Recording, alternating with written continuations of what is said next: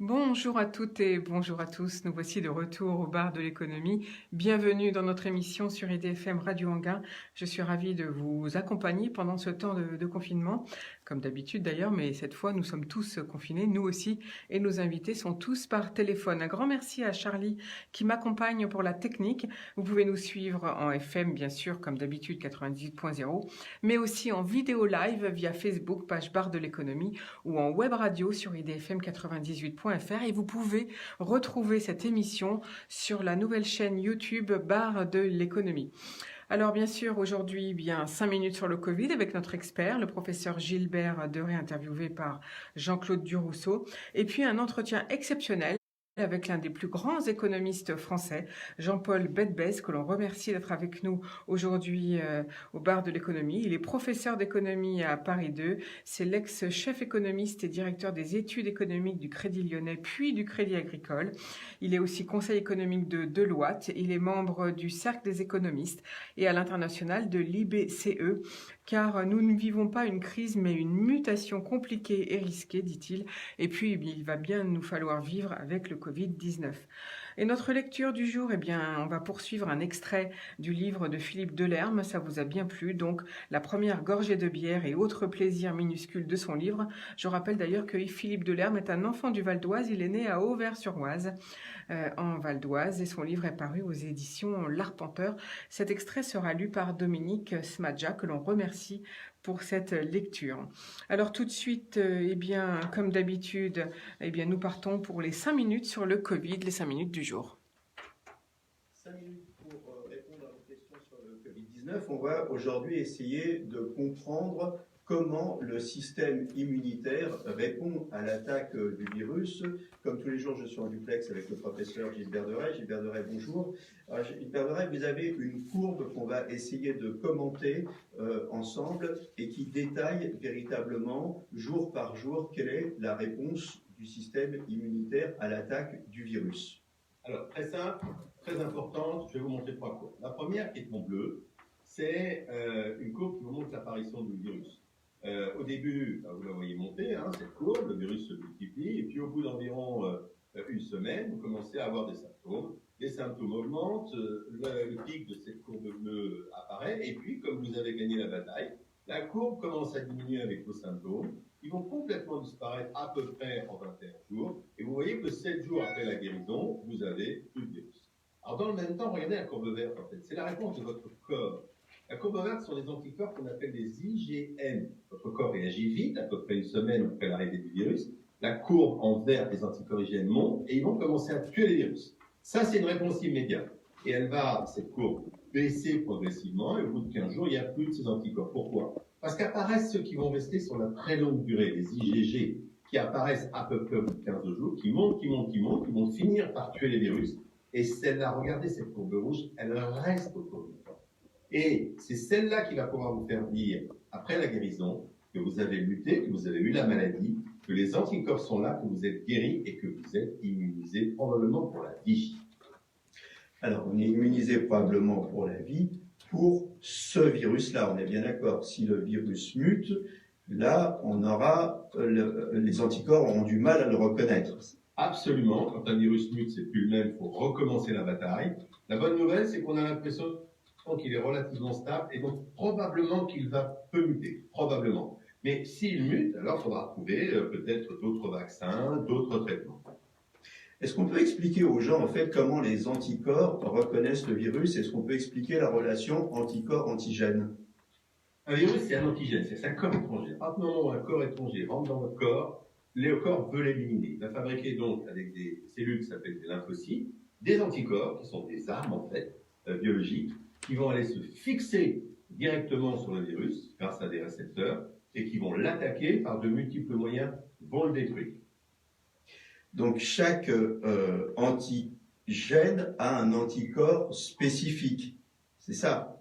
Absolument. Dès qu'il y a quelque chose qui rentre dans votre corps réagit, il fabrique ces fameux anticorps et il cherche à détruire ces antigènes. Une des rares situations où il n'y arrive pas, c'est le HIV, où il n'arrive jamais pour l'instant à neutraliser complètement les virus. C'est pour ça qu'on les met au repos avec les médicaments, donc on n'arrive pas à s'en débarrasser pour l'instant. Donc on est bien d'accord, hein, ces fameux gamma, on les a pour la vie dans le sang et ils sont programmés, eux, pour reconnaître ce virus spécifique et pas un autre. Absolument. Une remarque, on espère qu'ils sont pour la vie et on espère qu'ils ne vont pas s'épuiser au cours du temps, donc on va les retester probablement régulièrement. Est-ce que justement l'objet du vaccin, c'est de rebooster un petit peu le bataillon des anticorps? Alors, l'objet du vaccin, c'est même plus précis que ça. Vous injectez un petit bout du virus qui, évidemment, ne vous rend pas malade. Et à ce moment-là, vous allez fabriquer des anticorps contre ce petit bout de virus qui ne vous rend pas malade. Et quand le vrai virus va apparaître, les anticorps seront déjà là. Réponse immédiate, destruction du virus, pas de maladie. D'accord. Et là, encore une fois, le vaccin, lui, il est développé pour un virus spécifique. Absolument. C'est la raison pour laquelle on met des nouveaux vaccins au point chaque année pour la grippe saisonnière. Et probablement, on fera la même chose pour le corona. S'il mute, parce que vous noterez par exemple, pour bien d'autres maladies comme la rougeole ou la rubéole, le vaccin, il est définitif. D'accord. Et comment on sait chaque année s'il mute ou pas? Vous avez plusieurs possibilités. D'abord, on va continuer à surveiller ce virus et on va vérifier s'il mute. S'il mute pas, c'est gagné. La deuxième chose qu'on va vérifier, c'est si vous allez garder vos anticorps contre ce virus. Avec ces deux éléments-là, on va savoir. Voilà, bah écoutez, grâce à vos explications, on est tous des infectiologues chevronnés maintenant. Et en tout cas, on a un peu mieux compris comment tout ça fonctionnait. Continuez à nous poser vos questions tous les jours sur la page Facebook du professeur Gilbert Deray ou sur ma page. À très bientôt, portez-vous bien, à demain. Et voilà, donc on poursuit les infos du jour. Merci en tout cas au professeur Gilbert Deray et à Jean-Claude Durousseau pour ces 5 minutes quotidiennes sur le coronavirus. Alors c'est nouveau, les orthoptistes sont autorisés à renouveler lunettes et lentilles sous condition, bien sûr. C'est une victoire pour améliorer l'accès aux soins visuels, selon le syndicat national autonome des orthoptistes qui milite depuis 10 ans pour obtenir l'alignement de ses compétences en matière de renouvellement des corrections optiques sur celles des ophtalmologistes et des opticiens. Alors pour un renouvellement de lentilles de contact, l'orthoptiste pourra adapter après réalisation d'un examen de la réfraction et sauf opposition du médecin mentionné expressément sur l'ordonnance les corrections optiques des prescriptions médicales initiales datant de moins d'1 an pour les patients âgés de moins de 16 ans et de moins de 3 ans pour les patients âgés de 16 ans et plus. Pour les verres correcteurs, le renouvellement par orthoptiste est possible donc sous les mêmes conditions pour les prescriptions datant de moins de 1 an pour les patients âgés de moins de 16 ans et de moins de 5 ans pour les patients âgés de 16 à 42 ans et de moins de 3 ans pour les patients âgés de plus de 42 ans. Autre info, le Premier ministre a présenté le plan de déconfinement à l'Assemblée nationale hier, mais cela doit être voté maintenant par le Sénat. Avez-vous entendu parler de l'appli en projet Stop Covid? La CNIL indique que l'application ne doit pas être déployée que si son utilité est suffisamment avérée. Elle est inspirée de dispositifs mis en œuvre dans des pays comme Singapour et doit permettre d'alerter les personnes l'ayant téléchargée quand elles ont côtoyé, par exemple, dans les transports des personnes diagnostiquées positives au Covid-19, si elles-mêmes, bien sûr, sont équipées de l'application. Donc, le dispositif repose sur la technologie Bluetooth, permettant aux smartphones de communiquer entre eux quand ils sont proches, mais faut-il encore une large adoption par le public et un paramétrage adéquat. Or, cet outil ne fonctionne pas sur iPhone pour le moment car il ne respecte pas les règles de sécurité d'Apple et parce que Apple sort sa propre application. Il faut dire que 20% des Français possèdent un iPhone. Alors pourquoi ne respectent-ils pas les règles de sécurité d'Apple? En fait, ce projet est un énorme projet européen très complexe qui engage beaucoup d'institutions. Les intellectuels allemands le critiquent car toutes les données seront centralisées dans un seul point. Du coup, Angela Merkel a décidé de sortir du projet et de rejoindre celui de la Suisse. L'association La Quadrature du Net, association de défense des libertés sur Internet, rejette ce projet aussi car l'efficacité d'une telle application n'est pas assurée, disent-ils. Pour qu'une solution soit efficace, il faudrait que 60% de la population soit équipée, alors que 77% des Français sont propriétaires d'un smartphone, un taux qui baisse à 44% parmi les personnes plus âgées, donc les plus à risque. En outre, la technologie est trop imprécise, le risque de faux positifs devenant alors en milieu très dense, c'est-à-dire comment le téléphone en fait peut-il borner le portable d'autres personnes si le milieu est très dense. Enfin, cela pourrait créer un sentiment de sécurité qui amènerait les Français à oublier les gestes barrières. Parallèlement, la Quadrature du Net craint que l'application mette en danger les libertés individuelles en créant un système de surveillance centralisé, installé indéfiniment dans les smartphones des citoyens. Voilà les questions qu'ils se posent. Et donc, en plus, cela pourrait même, disent-ils, être obligatoire pour accéder à certains lieux publics, ce qui est contraire, bien sûr, aux déclarations du gouvernement et puis, bien sûr, à la CNIL, puisque le gouvernement avait dit que c'était basé sur le volontariat. Bref, donc, on verra si ça va être appliqué ou pas. Voilà pourquoi ça n'a pas été voté à l'Assemblée hier. Le nombre de chômeurs sans activité a enregistré une hausse record en mars, plus 246 000 personnes. Et donc, cela représente maintenant 3,7 millions de demandeurs d'emploi qui sont inscrits à Pôle emploi. Le ministère du Travail annonce donc dans son communiqué vouloir engager une réflexion avec les partenaires sociaux pour adapter rapidement les règles de l'assurance chômage en raison de la situation exceptionnelle créée par l'épidémie due au coronavirus, mais les syndicats demandent au gouvernement d'abandonner entièrement leur réforme sur l'assurance chômage, dont l'entrée en vigueur du second volet est reportée à septembre. Alors je signale aussi, j'en profite pour dire que hier nous parlions de l'école Web Force 3 et que la mesure de chômage partiel propose à tous ceux qui sont en chômage partiel de poursuivre des formations. Eh bien, ils peuvent aller dans cette école pour poursuivre des formations gratuitement s'ils veulent se former au numérique et au site, à la création de sites internet. Voilà, profitez-en, c'est peut-être le moment. L'UFC Que Choisir, l'association de consommateurs, demande aux assureurs de répercuter la baisse du trafic routier sur le prix des assurances. En 2 mois de confinement, de nombreux Français n'auront pas pris leur voiture ou à peine, histoire de faire leurs courses une fois de temps à autre. Constatant la baisse du nombre d'automobilistes sur la route et des accidents, ils demandent à ce que les assureurs remboursent les usagers sur cette période, d'autant que certains assurés ont remarqué une augmentation de leurs primes depuis le début du confinement. Alors ils réclament un remboursement de 50 € par voiture. Des économies réalisées depuis le 17 mars permettraient de mettre en place le remboursement de cette somme. Ce serait pour un total de la France une somme qui se porterait à 2,2 millions d'euros pour l'ensemble des assureurs selon le calcul de l'UFC Que Choisir. Et voilà un petit peu pour cette info aujourd'hui. Saint-Laurent se retire de la Fashion Week de Paris en 2020, indiquant un calendrier démodé.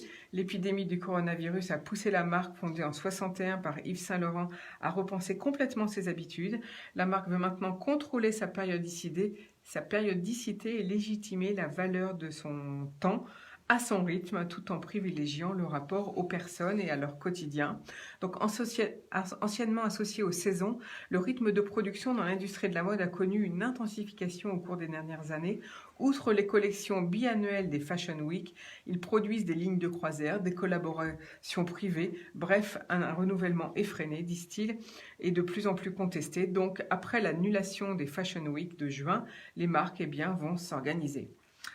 Trump envisage de demander une réparation à la Chine. Donald Trump a évoqué cette semaine la possibilité de demander à Pékin de payer des milliards de dollars de réparation pour les dommages causés par le coronavirus, apparu donc à Wuhan. Depuis des semaines, Donald Trump accuse la Chine d'avoir tardé à informer le monde entier sur l'ampleur de la maladie et de minimiser le nombre de morts sur son territoire. Son administration a également fait savoir qu'elle n'excluait pas que le coronavirus a été propagé accidentellement à partir d'un travail en laboratoire de recherche sur les chauves-souris à Wuhan, le labo proche, la dépendance du P4, donc celui proche du marché de Wuhan. Et donc, Donald Trump avait déjà mis en garde la Chine contre d'éventuellement conséquences si elle était sciemment responsable de la pandémie. Il a engagé, bien sûr, une enquête.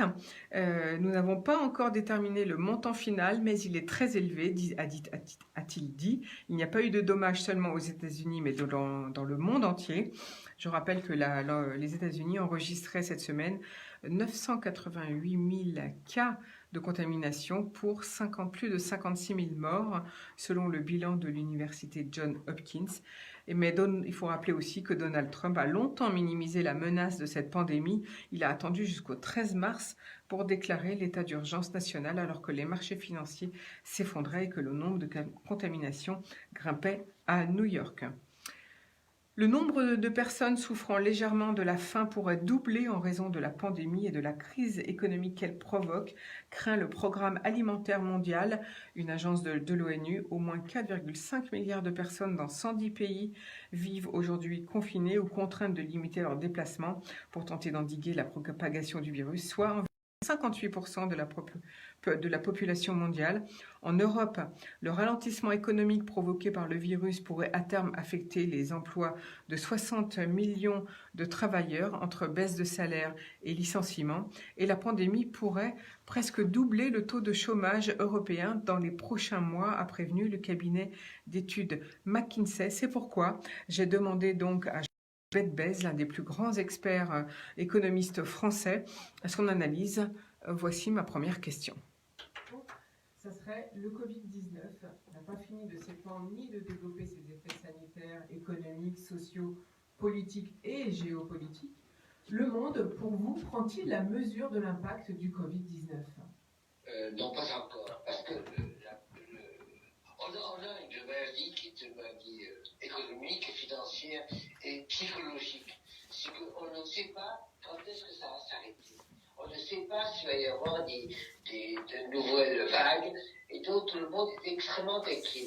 On a donc à la fois une pandémie sanitaire, mais on a un contexte politique qui est extrêmement perturbé. On a la finance qui s'inquiète, qui exagère, et on a les médecins qui disent je ne sais pas. Et donc on est dans un trou noir comme jamais. Et donc c'est extrêmement difficile et compliqué.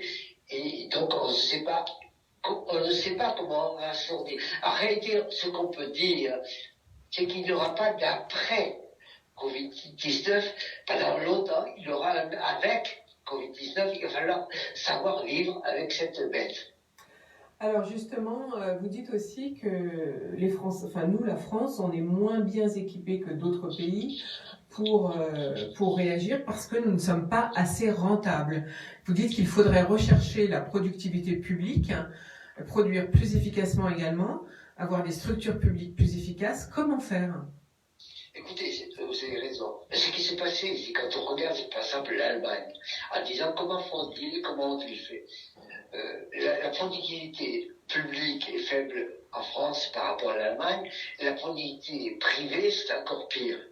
On a beaucoup d'entreprises qui ne sont pas assez rentables. Et donc, ça veut dire quoi ? Ça veut dire qu'elles sont fragiles. Ça veut dire qu'elles sont endettées. Ça veut dire qu'elles ne gagnent pas assez leur vie. Ça veut dire qu'elles ont des problèmes de trésorerie. Ça veut dire que quand il y a un choc comme aujourd'hui, elles sont beaucoup plus fragiles qu'en Allemagne, par exemple. C'est pour ça qu'il faut les citer davantage, parce qu'en fait, on les a fragilisés davantage. Et quand on dit, mais pourquoi n'avons-nous pas prévu, pourquoi n'avons-nous pas eu des masques, pourquoi n'avons-nous pas des stocks, des investissements et tout ça, tout simplement parce qu'on n'a pas assez d'argent. Grosso modo, l'argent privé, l'argent public, c'est ça qui permet de prévenir et ça qui permet de résister. Et quand vous n'avez pas assez, vous vivez au jour le jour. Oui, mais on a bien compris ce que vous dites. Ceci dit, comment faire pour être plus productif ? Vous dites qu'on n'a pas assez d'argent, mais est-ce que ça ne passe pas par des allègements de charges ou d'impôts, tout simplement ? Vous avez raison. Les allègements de charges et d'impôts sont conditionnés au fait que l'on réduise les charges publiques. Parce qu'autrement, si vous dites je réduis les impôts et que vous les réduisez par face les charges, à ce moment-là, vous creusez votre déficit. Premier élément. Deuxième élément, et fondamentalement, ce qui se passe, c'est qu'on n'a pas le sentiment qu'un jour ou l'autre, notre économie est fragile, notre économie est dans une concurrence mondiale de plus en plus forte, et que la France, la zone euro, est coincée de plus en plus entre les États-Unis et puis la Chine, entre fondamentalement l'Asie et les États-Unis. Et donc que nous pouvons, d'une certaine manière, continuer à souffrir. Si nous n'avons pas les moyens de rentabilité, nous sommes coincés. Et nous sommes coincés en zone euro avec une population vieillissante, parfois qui diminue, et donc nous ne voyons pas ce qui se passe. Alors quand on dit le profit, c'est pas bien, etc., d'accord, ok, mais alors on a quoi? Qu'est-ce qu'on a d'autre? Mais alors comment rendre la puissance publique plus productive? Moi, ce qui m'intéresse d'abord, c'est que les gens soient conscients du fait que la productivité publique ou la productivité privée, c'est la même. C'est-à-dire qu'il ne s'agit pas d'opposer l'État aux entreprises, il s'agit d'avoir une efficacité d'ensemble du système économique et social. Et pour ça, il faut que les gens soient conscients du fait que la France est dans la zone euro, c'est là 2% de croissance, c'est pas mal, c'est là 2,5%, c'est mieux, c'est là 3%, c'est vraiment mieux. En fait, ce que vous dites, c'est que en France, on maltraite nos entreprises et on les a jamais mises en avant parce que c'est l'esprit français, c'est ça? Non, parce que l'esprit français, si vous voulez, mais je pense qu'on n'explique pas. On n'explique pas que, grosso modo, les retraites, c'est de l'argent gagné. Les retraites, c'est du salaire différé. On n'explique pas que le dividende, ça vient d'une partie des profits. On n'explique pas les entreprises, pour qu'elles investissent, il faut qu'elles gagnent de l'argent. Et qu'elles gagnent de l'argent, non seulement parce qu'elles sont plus efficaces, mais également parce qu'elles ont des rapports avec les clients honnêtes, des rapports honnêtes avec les clients, des rapports honnêtes avec leurs fournisseurs, des rapports honnêtes avec leurs salariés. Si on met partout de la lutte des classes, si vous voulez, si on met partout des oppositions entre les gens à tout niveau, nous faisons une économie qui est antagonistique. Donc en fait, il faudrait mettre en place des cours d'économie dès le collège, c'est ça? Écoutez, oui. Mais très honnêtement, les gens vivent ça. Les gens savent très bien que si le boulanger ne gagne pas sa vie, il fermera. Les gens savent très bien que si le boucher ne gagne pas sa vie, il ne pourra pas tenir. Les gens savent très bien que si la personne qui produit qui lève des vaches et des moutons ne gagne pas sa vie, il ne pourra pas fournir de la viande. Donc, on a une opposition, si vous voulez, entre l'économie de tous les jours, celle du marché, celle du quotidien, et puis la politique. Or, c'est la même chose. C'est-à-dire qu'il n'y a pas d'opposition entre la vie de tous les jours et puis le système économique, c'est pareil. Alors que c'est évidemment plus gros, parce qu'il y a des ruptures, etc. Mais ce qui est vrai pour l'un est également vrai pour l'autre. Si vous avez un État qui est comme le nôtre depuis 30 ans, 40 ans, n'a jamais eu d'excédent budgétaire, comment voulez-vous qu'ils s'en sortent? Aujourd'hui, on a à l'heure actuelle un déficit budgétaire qui va aller vers quelques milliards et qui va s'augmenter. Alors au lieu de dire il faut que nous ayons plus de croissance pour sortir de l'affaire, gagner, etc., on dit tiens, on va faire plus d'impôts. Vous voyez, on a en permanence, c'est comme si vous allez voir votre boucher, à lui disant écoutez cher ami, j'ai une solution pour vous, vous allez taxer vos clients. D'accord. C'est notre raisonnement en fait qui est faux. Notre raisonnement est dangereusement faux. Dangereusement faux. Alors justement, les pays européens ont mis 3 semaines pour s'entendre, mais finalement les banques centrales nous sauvent. Quels sont les défis qui s'imposent aux banques centrales? Ce qui se passe, si vous voulez, par rapport aux 3 semaines, c'est qu'il y a des mécanismes automatiques et puis des mécanismes décisionnels. Et quand vous avez une économie qui s'arrête comme la nôtre, vous avez automatiquement un creusement du déficit budgétaire. La TVA ne rentre plus, les impôts n'arrivent plus, et donc vous avez automatiquement ça. Quand vous avez également une crise comme celle-là, vous avez automatiquement des problèmes de trésorerie des entreprises qui vont voir leur banque, et donc vous avez automatiquement un aspect économique, si vous voulez, budgétaire et monétaire qui se met en place. Le deuxième point dont vous parlez, à savoir celui des décisions. Ces décisions de la politique budgétaire et des politiques monétaires sont évidemment plus compliquées. Pourquoi au niveau budgétaire européen? Tout simplement parce que nous venons de loin. Et parce qu'il y a en quelque sorte une espèce d'inquiétude d'une partie des pays, l'Allemagne, l'Autriche et puis les Pays-Bas, pour ne pas les nommer, qui se disent on va payer pour les autres. Voilà. On va payer pour les autres. Ça fait longtemps qu'ils le disent. Oui, mais simplement aujourd'hui, il faut être, on ne lit jamais. Mais si on laisse tomber, on peut toujours dire, eh bien, je laisse tomber l'Italie. L'Italie n'a jamais fait d'effort. Ok. Eh bien, à ce moment-là, qu'est-ce que devient l'Italie? Elle devient en faillite. Bon. Qu'est-ce que devient l'Italie en faillite? 1, extrême droite. 2, mafia. Est-ce qu'on veut ça? Et extrême droite. Est-ce que les deux ensemble? Est-ce qu'on veut cela? Et donc, de cette manière, le fait de soutenir des pays, j'ai pas dit qu'ils étaient parfaits, j'ai pas dit qu'ils étaient honnêtes, j'ai pas dit que leur comptabilité est parfaite, j'ai pas dit qu'il n'y avait pas de défaut, hein, j'ai pas dit ça. Mais fondamentalement, dans la zone euro, il y a des gens qui sont rentrés de la famille. Alors, on aurait pu ne pas les faire rentrer de la famille, c'est possible. Mais une fois qu'ils y sont, c'est la famille. La famille, pas au sens mafieux du terme, mais c'est la communauté qui gère une monnaie. Et qui est, au fond, aujourd'hui, la deuxième monnaie du monde. Ça n'est pas n'importe quoi. Alors, quand on dit, tiens, les Italiens doivent partir, ça veut dire qu'on fait effondrer l'euro. C'est ça l'histoire. On ne veut pas prendre en considération le fait que la zone euro, à l'heure actuelle, est une très grande zone économique, mais pas une assez grande zone d'entreprise, une assez grande zone de production. Et donc, d'une certaine manière, on est riche, oui, mais on consomme beaucoup, et en particulier beaucoup trop. Et c'est ça le problème que nous avons. Est-ce que pour vous, la mondialisation, c'est fini? Est-ce qu'on va est-ce qu'on va recréer pour vous des industries en France? Est-ce qu'il faut recréer de l'industrie en France? Écoutez, la France, c'est la zone euro. Parce que fondamentalement, si vous voulez dire, tiens, je vais refaire des voitures en France, elles vaudront 200 000 euros. Et tout simplement parce que nous n'avons pas un marché suffisant. Pour avoir des produits pas chers, il faut que vous ayez un marché important. Et le marché important, c'est la zone euro, bien sûr, pour ne pas les États-Unis et surtout la Chine. Et pourquoi est-ce que ces pays, la Chine en particulier, fabriquent des produits moins chers? D'abord parce qu'ils sont payés 4 fois moins cher que nous. Les salaires sont 4 fois à 5 fois moins chers que les nôtres en France. Et ensuite, parce qu'ils ont 1,4 milliard de personnes qui vivent. Et donc, ils ont à la fois des gens qui payent moins et un marché qui est plus ample. Et donc, ils sont extrêmement puissants.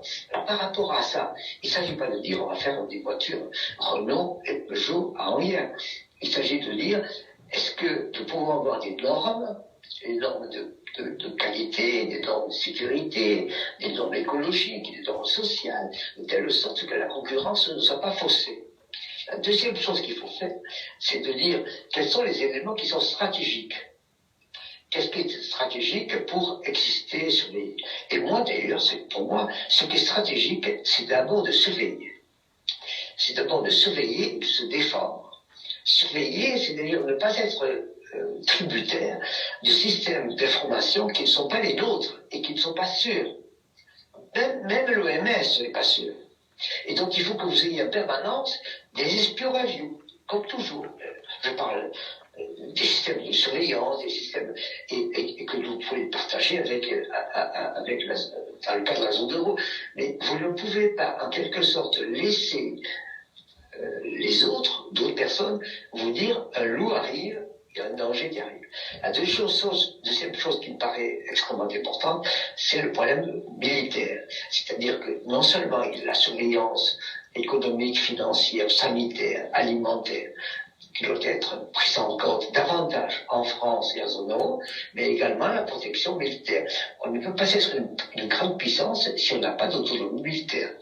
Donc là, vous parlez au niveau de la France ou de l'Europe? Qu'est-ce qui doit... Zone euro. La zone euro.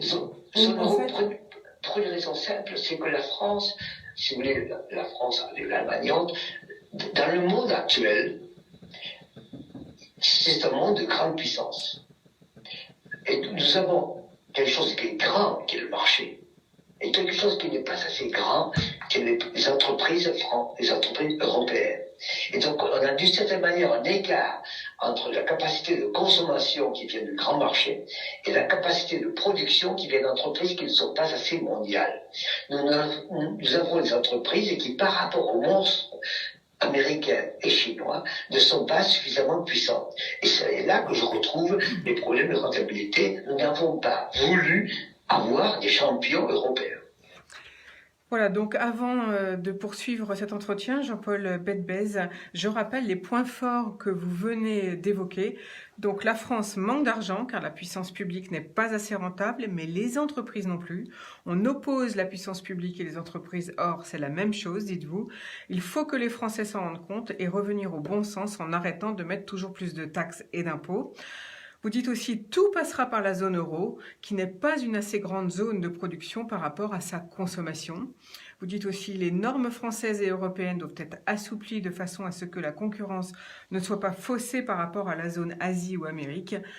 Vous dites il faut un système de surveillance européen. Nos systèmes d'information ne sont pas assez sûrs et indépendants. Et enfin, en Europe, nous n'avons pas voulu avoir des champions européens et c'est un tort grave.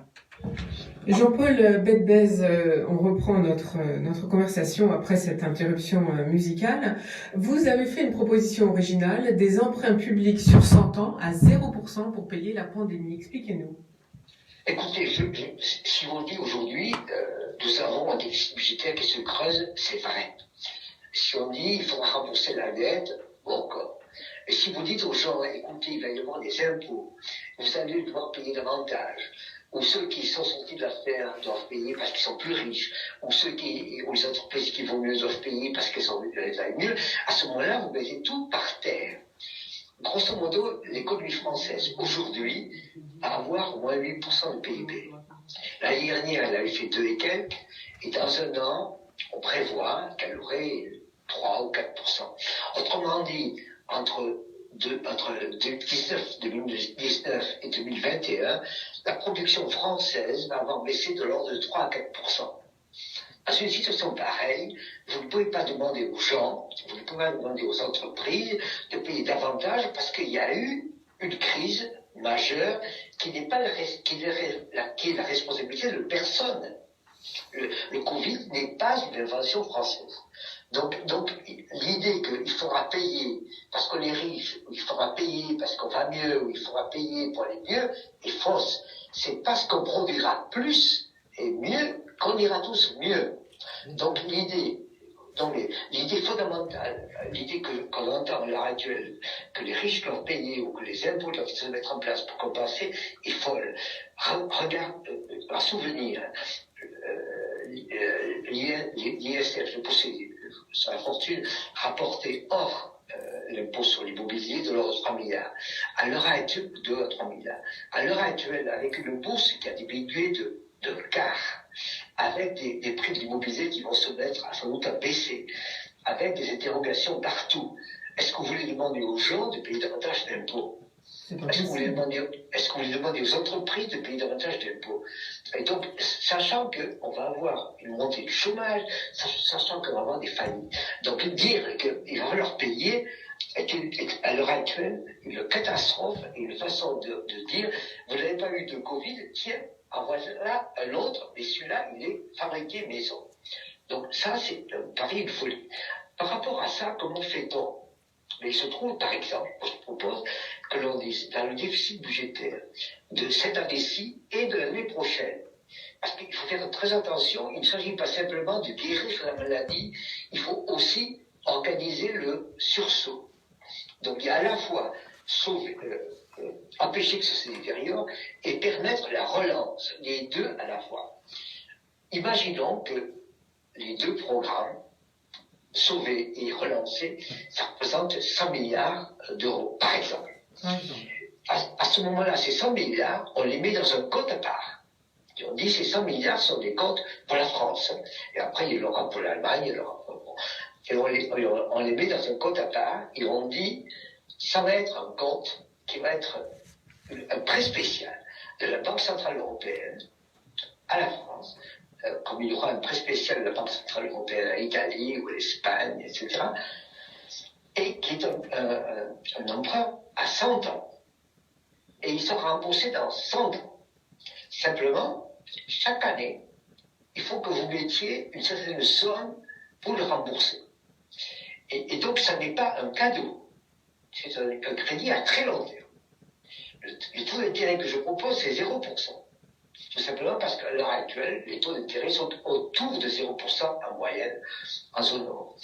Et donc je dis, chaque année, la France va mettre dans un compte à part, qu'on appelle un compte séquestre, dans un compte à part, qui sera logé à la Banque Centrale Européenne, 1 milliard. 1 milliard, 2 milliards, 3 milliards, ce qui fait qu'au bout de 100 ans, il y a 100 milliards. Et au bout de 100 ans, c'est remboursé. Donc ce sera remboursé avec le temps et avec la croissance. Parce qu'il n'y a que la croissance qui permettra de retrouver peu à peu des marges de manœuvre. Parce que si l'année prochaine, nous n'avons pas 4% de croissance, si l'année prochaine nous avons 2%, si l'année d'après nous avons 1%, nous ne sortons pas d'affaires parce que nous aurons un chômage qui passe à 15%. C'est ça l'histoire. Donc, fondamentalement, ce que je dis, c'est une espèce d'emprunt à très long terme pour dégager l'avenir et permettre de rebondir, sachant qu'il sera payé. Il ne s'agit pas d'abandon de créances, il ne s'agit pas de dire on ne paiera pas, il s'agit de dire oui, on paiera, mais pas tout de suite, parce qu'il faut pouvoir payer. Mais finalement, pourquoi ne pas accepter l'idée d'une abandon de créances, d'une annulation de la dette, puisqu'on le fait bien, par exemple, pour les pays africains? À l'heure actuelle, pour l'Afrique, il ne s'agit pas de ça. Il s'agit pour les pays africains, pour le moment, à l'heure actuelle, là où je vous parle, de différé de remboursement de 6 mois ou 1 an. Étant entendu que ces pays-là sont dans une situation qui est catastrophique. Et donc, c'est une autre histoire. C'est que, grosso modo, là, les difficultés ou les maladies ont des degrés différents. Le Covid, quand il arrive en Afrique, arrive dans des pays qui sont déjà fragiles, sinon très fragiles. Et donc ces pays-là vont être encore plus en difficulté que nous, évidemment. Difficultés sanitaires, difficultés militaires, difficultés religieuses, difficultés sociales et politiques. Et donc si pour ces pays-là, on leur dit, écoutez, il faut que vous payiez, alors qu'ils sont capables de le faire, la réponse sera évidemment des émeutes, sera évidemment, sera des émeutes, ce sera évidemment des interrogations majeures sur les systèmes politiques en place, des mouvements religieux de toute nature, et fondamentalement une montée de l'immigration d'Afrique ici. Donc faisons très attention à ça, nous sommes dans une poudrière. Et donc si nous ne prenons pas en compte le fait que ces pays sont beaucoup plus en difficulté que nous et nous les autres davantage que nous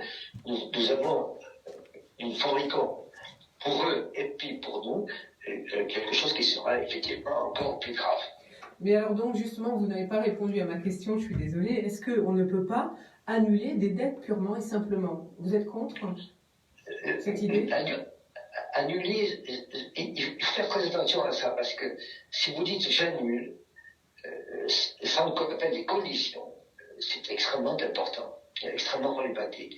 Parce que si vous avez des économies, par exemple, qui ne sont pas gérées correctement, si vous avez des pays dans lesquels la démocratie n'est pas suivie, dans lesquels la corruption est massive, et vous leur dites, écoutez, vous avez des problèmes, j'oublie, ça n'est pas un encouragement considérable à la démocratie et à des comportements qui seraient corrects.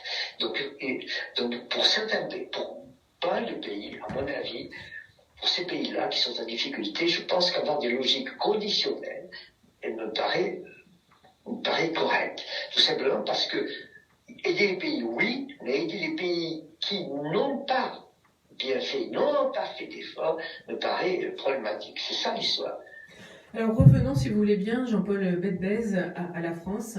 Certaines personnes prônent pour supprimer l'impôt, ils prônent le fait de créer une taxation sur les flux monétaires et de supprimer l'impôt. Qu'est-ce que vous en pensez?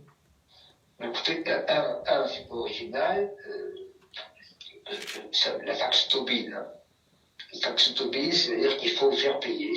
En France, au lieu d'avoir de la croissance et de payer avec la croissance, on fait payer le reste. Alors on fait payer les riches. Ce qui reste, il reste pas beaucoup de milliardaires en France, mais bon, on a essayé de faire payer les entreprises. Simplement, les grandes entreprises s'arrangent pour payer plus d'impôts, il ne reste que les PME, et qui sont quand même surchargés d'impôts. Et puis maintenant, on a trouvé l'idée de taxer les flux financiers. Bonne chance, bonne chance. Simplement, la taxe Tobin a été faite, a été prévue à l'époque, et leur Tobin en plus est revenu là-dessus en disant, c'est pas ça que j'ai voulu dire, mais à l'époque, quand il avait une taxe sur les taux d'intérêt, ils étaient à 7 ou 8%. Alors qu'aujourd'hui, quand on emprunte une maison pour une maison, c'est entre 1,5 et 2%. Quand les entreprises s'endettent, c'est à 1, 2, 3%. Donc l'idée de taxer quelque chose qui a diminué est extrêmement, à mon avis, problématique. Grosso modo, la taxe Tobin, ça ne rapportera rien. La deuxième chose qu'il y a, c'est que si vous taxez, je pars. Ce qui se passe, si vous voulez, c'est que pourquoi on taxe les maisons? Parce que ça reste. Pourquoi est-ce qu'on taxe les entreprises immeubles? Parce que ça reste. Si vous taxez des financiers, ils partent. Ils vont au Luxembourg et ils disent « Je suis au Luxembourg, viens me chercher ». C'est ça le problème. C'est qu'il faut effectivement arrêter. Il faut toujours taxer, bien sûr. Il faut taxer, on l'oublie toujours. Il ne faut pas taxer pour réduire les inégalités. Mais la taxation des flux monétaires, par exemple, à chaque fois qu'on fait un achat, est-ce que ça pourrait être faisable? Alors, à chaque fois qu'on fait un achat, une taxe part à l'État, finalement. Mais il y a un truc qui s'appelle TVA. Je reviens là-dessus, ce que j'ai dit tout à l'heure. En France, les impôts, on ne le dit jamais, les impôts ne sont pas faits pour réduire les inégalités. Les impôts sont faits pour financer la justice, la police, la sécurité, l'éducation. Autrement dit, c'est ça. Alors qu'en plus, bien entendu, que les gens qui ont plus de revenus payent plus, oui. Mais fondamentalement, l'impôt, c'est pour faire en sorte que l'État tienne, fonctionne, et ensuite, bien entendu, que comme il y a plus de personnes plus riches, qu'elles contribuent davantage, ça date de 1789. Donc c'est une vieille histoire. Deuxième histoire, le fait de payer aux transactions, on a la TVA. Et de plus en plus, la TVA est une source majeure qui rapporte plus que l'impôt sur le revenu. Bien sûr. Et donc est-ce qu'il faudrait augmenter la TVA pour vous? Non mais attendez, la croissance économique française s'est arrêtée et s'est effondrée. Les Français ont baissé en termes de revenus à peu près de l'ordre de 10 à 15% avec l'arrêt du travail actuel. Est-ce que vous, je n'ai pas dit que c'était vous, mais je ne pense pas que ce soit de bonne idée de leur dire, écoutez, dès que vous êtes déconfinés, ça va coûter plus cher, on taxe davantage. Il faut mieux dire, écoutez, mesdames et messieurs, nous avons vécu une période dramatique, nous allons nous sortir d'affaires en retroussant les manches. Et retrousser les manches, c'est mieux que repartir les impôts. Alors, revenons un petit peu à l'impact, bien sûr, de cette crise et au fait que vous avez dit tout à l'heure que finalement la seule solution de s'en sortir, c'est l'Europe. Comment voyez-vous l'autonomie du Royaume-Uni actuelle? Est-ce que ça va lui donner une meilleure marge de manœuvre pour créer de la monnaie quand il veut, pour rebondir? Écoutez, à l'heure actuelle, je peux regarder tout à l'heure les derniers chiffres, mais le dollar est la monnaie superstar du système mondial. Parce que tout le monde a peur, les pays d'Afrique ont peur, les pays d'Asie ont peur, etc. Et donc beaucoup de pays, en particulier qui ont de l'argent, de gens qui ont de l'argent, vont aux États-Unis, vendent ce qu'ils ont pour acheter des dollars et se mettre à l'abri aux États-Unis. Le dollar est la monnaie qui monte par rapport à toutes. Par rapport à l'euro depuis le début de l'année, le dollar a dû gagner 6%, et par rapport à la livre sterling, il a dû gagner 20%. Tout simplement parce qu'il y a des interrogations sur le livre sterling en disant est-ce que le livre sterling pourra résister à tous ces chocs? Parce que, je n'aurais pas parlé, mais c'est ça que vous avez en tête, c'est-à-dire que grosso modo, les gens vont se dire est-il nécessaire que je fasse faire autant de choses si loin de moi? D'ailleurs, vous disiez rapatrier des activités, mais on rapatriera, à mon avis, beaucoup de choses en zone euro ou à proximité de la zone euro. On pourra faire des choses au Maroc, par exemple. Et donc, on pourra faire des choses au Maroc, et le Maroc se dit, tiens, je pourrais d'une certaine manière bénéficier de la situation et faire des rapatriements d'activités qui étaient en Chine, au Vietnam, seront rapatriés au Maroc. Et ce sera mieux et plus sûr pour tout le monde. Et ça fera d'ailleurs un Maroc plus stable, plus solide. Donc vous voyez bien que par rapport aux interrogations et aux questions que l'on peut se poser, le fait de restructurer l'appareil productif et de refaire l'appareil productif me paraît extrêmement important. Par rapport à ça, quelle est la question qui va se poser par rapport aux entreprises qui sont installées au Royaume-Uni? Je veux dire, mais qu'est-ce que devient la base productive américaine, anglaise? Comment vont réagir les États-Unis par rapport à l'Angleterre? Trump est réélu, est-ce qu'il sera gentil avec eux ou pas? Est-ce qu'il sera plus gentil avec eux qu'il est avec la zone euro? Pas forcément. Si la zone euro est plus solide et plus forte, il fera attention. Parce que tout simplement, les hommes politiques font toujours attention au rapport de force. Et donc, c'est le fait d'avoir plus de rapports de force. Si vous voulez, la naïveté est le pire des défauts d'économie. Et la politique aussi. Hein. Et donc, si on est plus fort, nous, en France et en zone euro, on sera plus respecté. Si on est plus fragilisé, on sera évidemment balayé.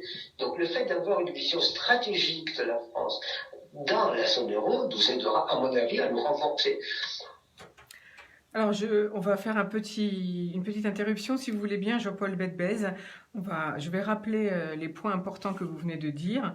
Donc, en fait, pour gérer la crise Covid et organiser le sursaut de la France, en fait, la France doit mettre tous ses emprunts faits pour booster l'économie, faits à la Banque centrale, bien sûr, sur un compte séquestre à part et devrait les amortir sur 100 ans à un taux à 0%. Par ailleurs, vous dites la croissance s'est arrêtée. Or, il faut payer avec la croissance et non pas avec l'impôt. L'idée de faire payer les riches est folle, je vous cite. Il ne faut pas payer plus, mais produire plus et mieux. Et la seule solution est de restructurer l'appareil productif pour se faire respecter tant par l'Asie que par l'Amérique. Une annulation des dettes est mauvaise car cela n'encourage pas les États à mieux gérer. Et puis c'est aussi mauvais pour la démocratie. Poursuivons notre entretien. Jean-Paul Bedbez, merci d'être avec nous sur IDFM Radio Anguin au bar de l'économie. Je rappelle que vous êtes l'un des plus grands économistes français. Alors, vous avez dit que le plus important, avant la sécurité sanitaire et la sécurité financière, c'est notre sécurité alimentaire. Donc, nos gouvernants en ont-ils conscience et que faut-il faire? Écoutez, je ne sais plus s'ils en sont conscients, mais aujourd'hui, on le voit. C'est-à-dire qu'une économie qui n'est pas capable de se nourrir est une économie, effectivement, en danger majeur. J'ajoute que la sécurité alimentaire va avec la sécurité d'information. Pour moi, c'est extrêmement important que l'on sache ce qui se passe. Regardez aujourd'hui, le riz est à l'heure actuelle limité à l'exportation au Vietnam, au Cambodge et autres, parce qu'ils se disent qu'ils n'en ont pas assez et le prix du riz augmente. Et en Europe, cette interrogation, je n'ai pas dit que nous ne mangeons que du riz, mais le fait de ne pas avoir, en quelque sorte, une vision suffisamment longue d'une qualité d'alimentation et d'une sécurité alimentaire est extrêmement important. La sécurité alimentaire, c'est de manger assez et que ce soit bon, hein, bon pour la santé. Bien sûr. Oui. Les deux éléments, c'est à la fois quantitatif et qualitatif. Et quand vous voyez à l'heure actuelle des entreprises dans le secteur agricole alimentaire qui grosso modo, ne gagnent pas leur vie, beaucoup de paysans qui ne gagnent pas leur vie dans le lait ou autre, absolument. Alors après, on peut faire des films en disant « Ah, pauvres paysans, qu'est-ce qu'ils souffrent ?» Mais le reste du temps, c'est qu'ils souffrent effectivement. Et nous ne voulons pas, ça revient à la question tout à l'heure sur le profit, nous ne voulons pas payer les produits agricoles alimentaires, nous ne voulons pas payer cette sécurité.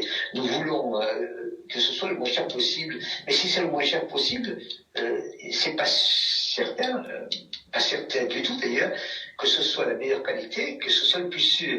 Donc c'est toujours pareil, l'assurance c'est cher quand il n'y a pas d'accident. C'est toujours pareil.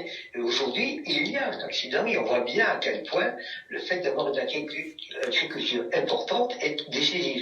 À l'heure actuelle, l'agriculture française, qui était la plus grande agriculture d'après-guerre dans la zone euro, est dépassée par l'Allemagne. Et donc nous devons évidemment avoir des unités de production efficaces. Alors, je ne sais pas si c'est grand, petit, si sont... mais l'idée en particulier que les normes sanitaires ne soient pas anxiogènes et que l'on ne fasse pas trop peser de contraintes pour les entreprises pour qu'elles puissent gagner leur vie, me paraît extrêmement important. De la même manière que le partage des marges entre la production et la distribution doit être revue de telle sorte que la production vive sa vie, alors que la distribution, de cette manière, réduise ses prétentions. Alors, on voit qu'on a déjà beaucoup de normes en France qui freinent notre économie. Que faudrait-il faire? Qu'est-ce que le gouvernement doit faire pour que l'agriculteur puisse mieux gagner sa vie? Parce qu'effectivement, c'est pas normal qu'il ne puisse pas gagner sa vie correctement. La fabrication des normes aujourd'hui est quelque chose, est une maladie locale. C'est-à-dire qu'il y a des normes qui sont faites au niveau européen, et en France, on rajoute des normes. Et donc, chaque fois que vous rajoutez des normes, c'est comme si vous me demandez, M. Belpès, de sauter 1m10, 1m20, 1m30, 1m40. Je vous dis que 1m10, je vais faire au possible, mais je n'y crois pas. En tout cas, 1m40, non.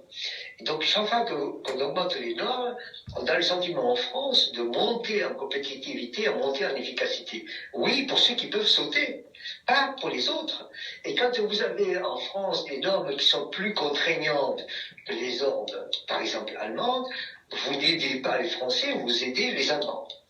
Et donc, on a effectivement une conception de la norme qui est une conception punitive et non pas une conception en quelque sorte propitiatoire, favorable. C'est extrêmement important de bien comprendre ça et de partir de l'idée qu'aujourd'hui, il faut faire un moratoire sur les normes. Aussi longtemps que la rentabilité des entreprises françaises n'est pas comparable à celle de nos concurrents, il n'est pas nécessaire, au contraire, d'augmenter les contraintes. Donc je propose pendant 2 ans, 3 ans, de temps en temps, jusqu'à ce que la rentabilité des entreprises françaises se mette à remonter, que l'on arrête et que l'on fasse simplement, purement et simplement, les normes européennes et que quand on a surnormé, on revienne aux normes des autres. Pas plus. C'est pas la peine d'être superstar quand on est moins rentable. Donc en fait, ce que vous proposez, c'est plus d'harmonie européenne, une vraie Europe finalement qui se... Oui, mais vous êtes parfaitement... L'harmonie européenne, c'est nous qui voulons faire plus que la musique. Si grosso modo on critique toujours l'Europe qui a fait trop, etc. Mais pour une bonne part, il n'est pas impossible que l'Europe fasse trop. Mais si vous en faites plus par rapport à une structure qui a fait trop, c'est franchement beaucoup trop. Et donc voilà où nous en sommes. Donc il faut au moins arrêter les normes et puis ensuite revenir aux normes européennes pour être à égalité avec les autres. Alors pour vous, Jean-Paul Belpès, quel est le plus grand risque économique de cette pandémie? Qu'on aille chercher ailleurs des explications, qu'on dise c'est la faute à la Chine, et qu'on ne voit pas en quelque sorte pourquoi on est faible. Donc en disant il faut que le Chine paye, il faut que les riches payent, il faut que... Voyez, et qu'on ne voit pas le fait que l'on a été atteint, et que l'on est atteint parce qu'on est intrinsèquement faible. C'est ça le problème que nous avons. On a été atteint par le Covid, comme on pourrait être par la grippe, par la rougeole, par la variole. On pourrait toujours être atteint. Mais si vous n'êtes pas vacciné, si vous n'êtes pas en bon état, si vous n'avez pas un système économique et social et sanitaire qui répond, à ce moment-là, vous êtes franchement plus atteint. Donc, j'aimerais qu'on se dise, mais qu'est-ce qui nous est arrivé à nous quel est le révélateur, en fait, de cette maladie? Quel est le révélateur de cette crise? Et si on pouvait comprendre davantage que c'est pas la faute de X, Y, Z, et que d'une certaine manière, il y a une part de responsabilité collective dans le fait de ne pas avoir fabriqué une puissance France dans une puissance Europe, je pense que ce serait un vrai problème. C'est l'Europe forte, dans une Europe forte, vraiment, on ne serait pas dans une situation comme celle-ci. Merci beaucoup Jean-Paul Bedbez de nous avoir accordé. Voilà donc, on va résumer un petit peu cet entretien avec, ce dernier entretien avec Jean-Paul Bedbez, que l'on remercie bien sûr d'avoir accordé ce long entretien, qu'on le remercie de nous avoir accordé. Alors, pour finir, le plus important est la sécurité alimentaire qui va avec la sécurité d'information. Alors la sécurité alimentaire, c'est manger en quantité, mais surtout de bonne qualité. Or, l'agriculture française est actuellement dépassée par l'Allemagne. Il est urgent de faire un moratoire sur les normes qui sont trop anxiogènes en France et plus élevées que celles de nos concurrents. Le partage des marges entre production et distribution doit être revu. Mais le plus grand risque économique de cette pandémie est que l'on aille chercher ailleurs à qui la faute et non pas pourquoi. Nous, France, nous sommes faibles. Il faut une puissance France forte dans une Europe forte. Voilà, je vous propose une pause musicale et puis on poursuit dans quelques minutes avec notre lecture du jour.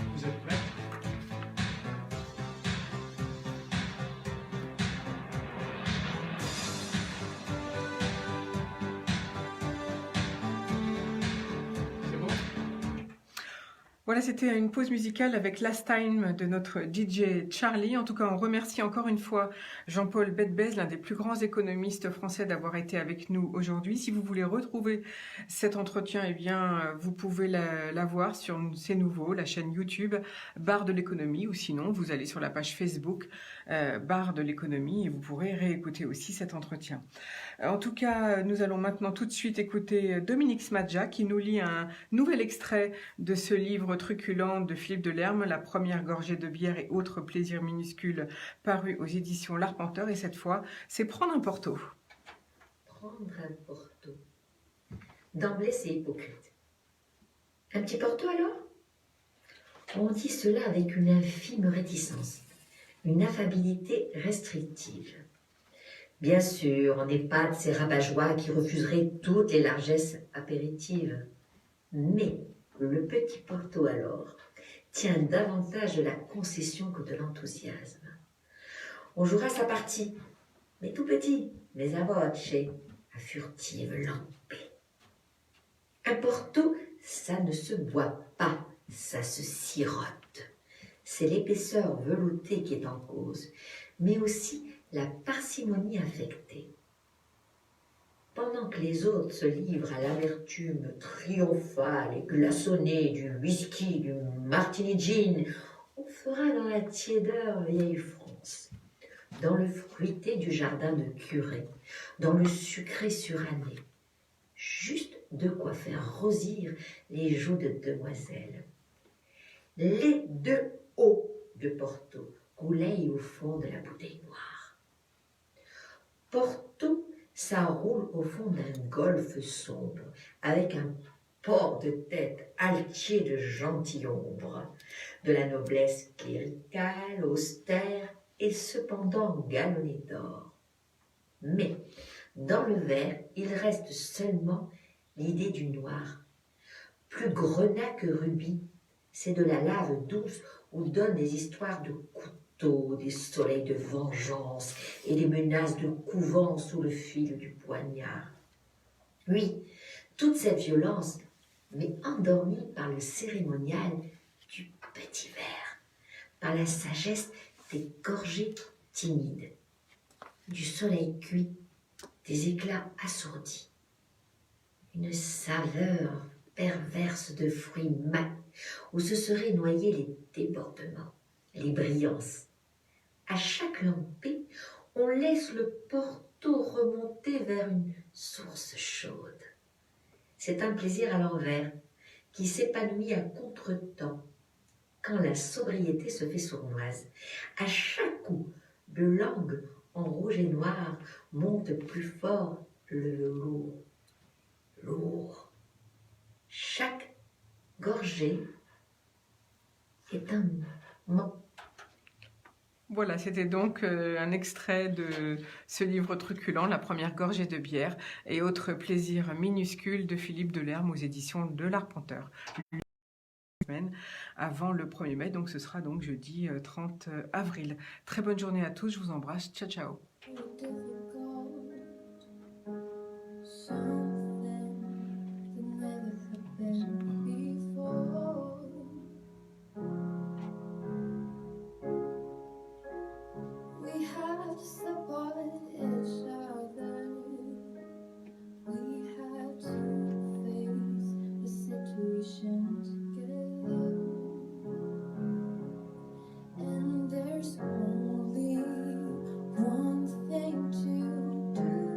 Voilà, c'est fini.